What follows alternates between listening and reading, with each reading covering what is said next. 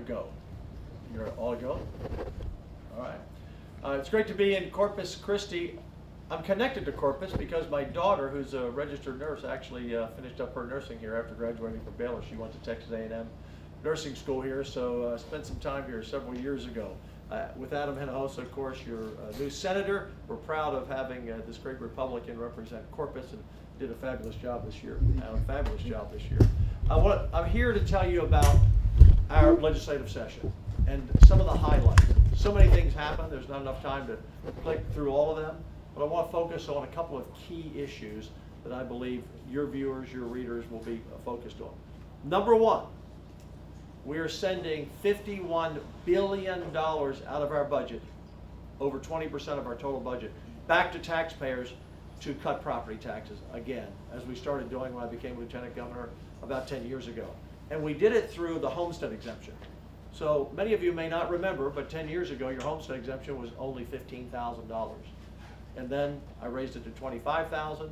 The Senate took the lead again. We raised it to $40,000.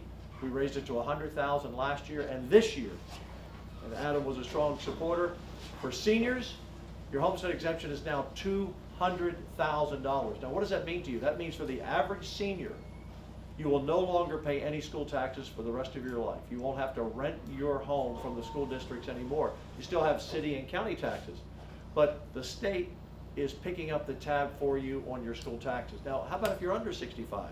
Your homestead exemption is increasing from $100,000 to $140,000 to take off that you can't be taxed for ever again. And that means for those of you under 65, since 2017, your school taxes will be cut by about 50%. So how does that work?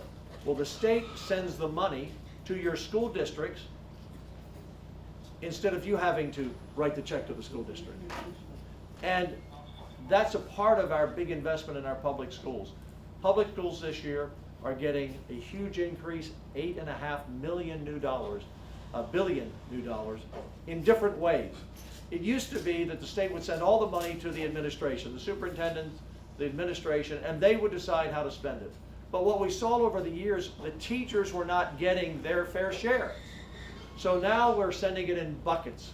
So of the money that we're spending on education, almost half of it will go to the most important person in the schools, and that's the teacher. So the average teacher back in 2017 across Texas, the average was about $54,000. After this session, it will be $69,000, and even higher for many teachers who excel in certain areas. So we're dramatically changing the way we fund our schools. Teachers first, students second. We're putting almost $700 million in, or more, actually closer to $1 billion in students with special needs, something that I've been involved in for 30 years in a private nonprofit called Be an Angel for children with special needs. We're putting special money into buckets for school security. And we even create a bucket so that money must go to the bus drivers, the cafeteria workers, the maintenance workers, the infrastructure, the HVAC system, so that they can run their schools. And on top of that, the school districts are still getting the money they've received for normal formula funding. The other thing we've done about schools, and I know this is of value to parents in this area and all over the state, is for the first time ever, school choice in Texas. The school choice program is the biggest launch in the history of the world. I know that sounds like a big statement, but it just is. $1 billion for school choice up to 100,000 students, which will begin not this school year because we have to set up the system, but the next school year. And so parents will be able to apply for those slots beginning next spring and early summer. Also, why are many parents looking for options like homeschooling or charter schools or the new school choice program? It's because they're not happy with everything that's going on in our schools. And we have many schools that are great. Most of our schools are good, but some are not. Like anything else in life, not everyone gets the job done in whatever it is. And so one of the things that we're doing is something parents have asked us about. We're putting prayer back in public school.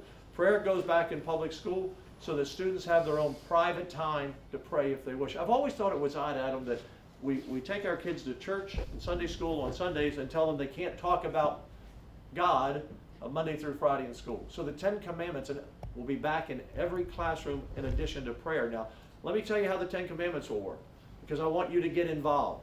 If you're a church, if you're an individual, if you're a small company, you donate the 10 Commandments to the school. It has to be 16 by 20, legible, easy to read. You take it to the school, they are required to put it in every classroom. So adopt a school and get the 10 Commandments back in every classroom. Also, as you know, last year the Senate led and finally passed keeping boys out of playing girls sports. We're continuing to focus on getting woke out of our schools, and let's teach the basic. Let's have the best public education system in America. And that's what we're striving for. And that's why we put so much money, a record-setting $8.5 billion in new dollars. Secondly, let's talk about the border. I said before President Trump was elected that on day one the border would be secured because I knew we were doing the job in Texas. We didn't have a federal partner to help us. The Biden administration let somewhere near 15 million people cross the border illegally, many of them criminals, gang members. And they're being rounded up around the country and around Texas. But we went from seeing thousands and thousands and thousands every day crossing the border illegally into Texas, now down to maybe a few dozen a day try to cross the border. We continue to support rural Texas and law enforcement. The state, for the first time ever last session, and we did it again this session, putting $350 million into your sheriff's department so that the sheriffs can make more money, the deputies can make more money, and they can attract the best to law enforcement. Because for a lot of rural areas, the truth is, a lot of people want to go to law enforcement, but they weren't paid enough, so they went to bigger cities. We want to keep them in our rural areas and areas all over Corpus Christi. Infrastructure is key. Our infrastructure this session, combined with last session, over $30 billion into expanding the grid, strengthening the grid to meet the power needs that we need moving forward. Into water this session, we put in over $3 billion because water will be a precious commodity. It is now. There's shortages in areas around the state, but this is a long plan to be sure we have the water needs to meet our needs. And then transportation, we put more money into transportation ever. And part of that, I know, is through TxDOT here with the new bridge. I know it was supposed to open, I think, about 4 weeks ago, but apparently the contractor delayed it a little bit, but that bridge will be open this summer, and they'll have a ribbon cutting on that bridge, which is really important so we can get bigger tankers through, and that will really help Corpus Christi. So those big issues, property tax cuts, funding education, law enforcement, securing the border, infrastructure, which is important to everybody, just some of the highlights this session. And one last issue I want to touch on that's really important, and that's THC. For those of you not familiar with it, we have 1,100 McDonald's in Texas. It seems like you have one on every corner, more than that. You have 1,300 Starbucks, but you have 8,000 smoke and vape shops that have opened, selling highly potent, dangerous levels of THC, which is the main ingredient in marijuana, at higher levels than ever before. And where did all these 8,000 shops or more open up? Within 1,000 to 2,000 feet of our schools, trying to hook kids for a lifetime on drugs. This industry found a loophole in the law, and we're going to shut it down. Now, why? Because we're seeing a 500% increase on THC calls to our poison center. We saw a young man who ate some of these gummies he bought in a smoke shop and shot his mother 3 times in Houston. This past weekend, it was either a prom or a graduation ceremony where someone was distributing what they had bought at a smoke shop, and they had to take some of the students to the hospital. We had a young man at 22. The testimony was by his mother that he stepped in front of a train, didn't know what he was doing in El Paso. We know the terrible impacts of THC on our young people and the adults who buy it. And we coupled that with a program. People say, well, but the THC, I really want to be able to buy it. You don't know what's in it. It's dangerous, poisonous. You're putting your own life at risk. But for those who have PTSD, those who have chronic pain, those who have cancer, and other specific illnesses, we're expanding our Teacup, Texas Compassionate Use Program for those in need of lower level THC prescribed by doctors, not the poison that you're getting in these stores. You have no control. I saw a package, Adam, because I did a press conference on it.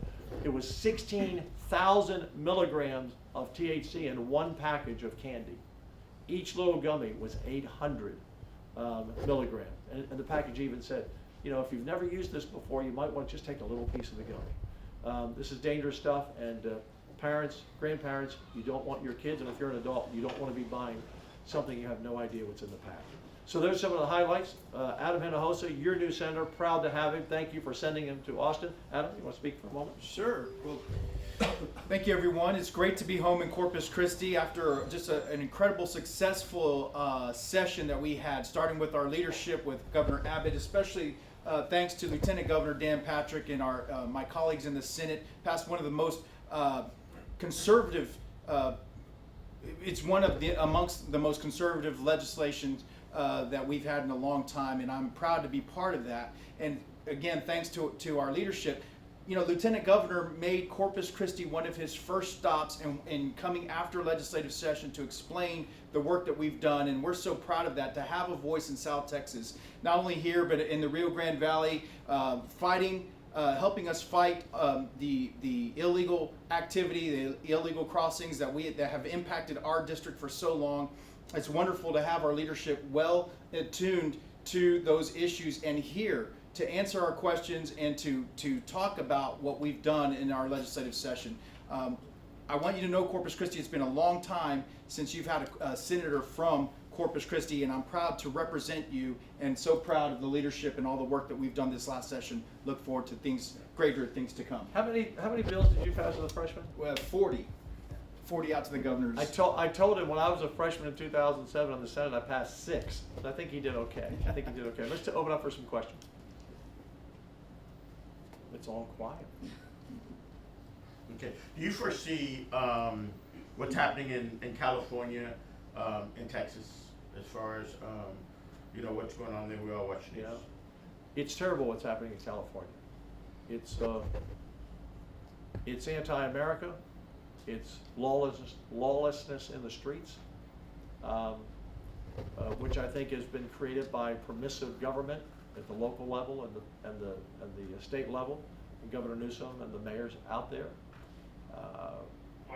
I just saw a story, even with everything that's happening.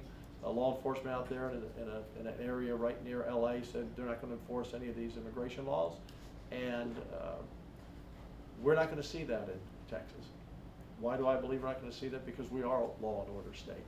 I've always noticed, I was a sportscaster for a long time in my life, and I always noticed when a team in Texas won a championship, and we've had a lot of championships, you didn't see cars set on fire, you didn't see riots in the cities like you see in a lot of blue states and blue cities where their teams have won. We have a great respect for law and order in this state. You're always going to have protesters. Peaceful protests are fine, but we're going to have law and order in this state, and the state legislature backs our law enforcement, whether it's the police chief, whether it's the county sheriff who runs our jails, whether it's our DPS troopers. We're going to work with the federal government. In fact, we passed a strong bill, Senate Bill 8 this session, 287G, which requires our sheriffs to work with and be a force multiplier when the federal government comes in. So what is happening in California is alarming, quite frankly. When you see a lot of the ICE roundups, it seems like they're going to job sites. A lot of people that have come across that are working, building houses, this, that, and the other, and that seems like one of the most popular places. How do we enforce the laws, but at the same time continue to build our infrastructure? So this whole issue was caused by Joe Biden in the last 4 years. Over 15 million people or more have come across the border. And look, many coming here for a better life, but a lot of criminals coming in with them and gang members that we've seen. Crime is up in many areas. But we have to have legal immigration in America. People should not have to come to America in the back of an 18-wheeler and suffocate and die. Women should not be raped as part of their bounty to cross the border. Young children should not be sex trafficked. So anyone who thinks what the Biden administration did in the last 4 years is acceptable has a blind eye to how many people are suffering, how many people have been killed, how many people have been killed by fentanyl. The Biden administration, when they left last year, couldn't identify where over 300,000 children were that are probably being sex trafficking as we speak today. So secure the border first, which the Trump administration and Texas are doing, and then the next thing you do after that, that's when you solve those other problems.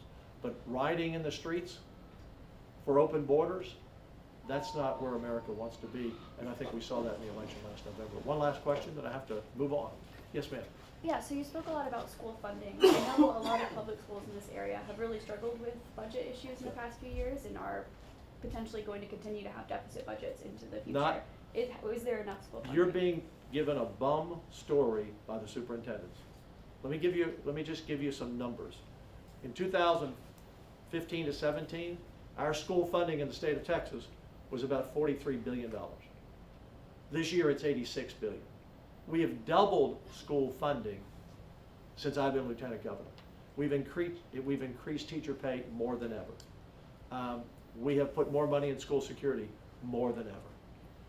The superintendents, and not all, but when the superintendents received significant money during COVID, which went directly to the schools, they were told, even by the Biden administration, and told by Texas, spend it on one-time expenses. And many of these schools hired a lot of people knowing the money was going to disappear after COVID subsided. And that's what happened. And so some of these schools are complaining they've lost funding and they had to cut jobs because they spent money that was one-time money on ongoing expenses. Again, this year we put $8.5 million new dollars in school funding.